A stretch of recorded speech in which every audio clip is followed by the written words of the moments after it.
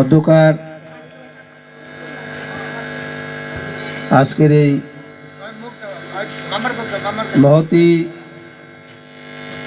গীতা ভাগবত আলোচনা অনুষ্ঠানে উপস্থিত সুধী সজ্জন ভক্তমণ্ডলী পিতৃকুল মাতৃকুল আপনাদের সকলের শিশনে আমার শতকোটি প্রণিপাত জ্ঞাপন করছি।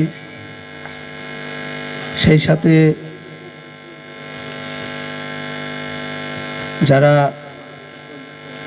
আজকের এই অনুষ্ঠানকে সাফল্যমণ্ডিত করার জন্য বিভিন্নভাবে সহায়তা করতেছেন এবং যিনি আয়োজন করেছেন, আমি সকলের প্রতি কৃতজ্ঞতাও জ্ঞাপন করি।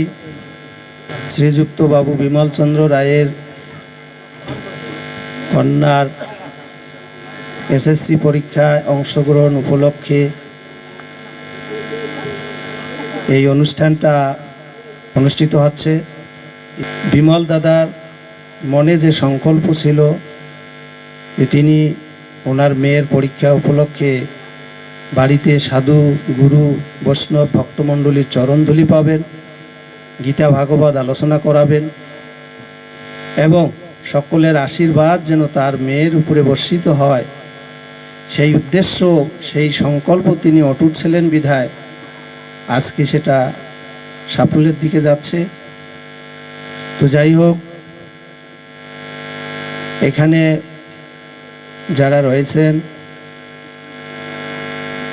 অনেক বিজ্ঞ লোক রয়েছেন, জ্ঞানী গুণী রয়েছেন।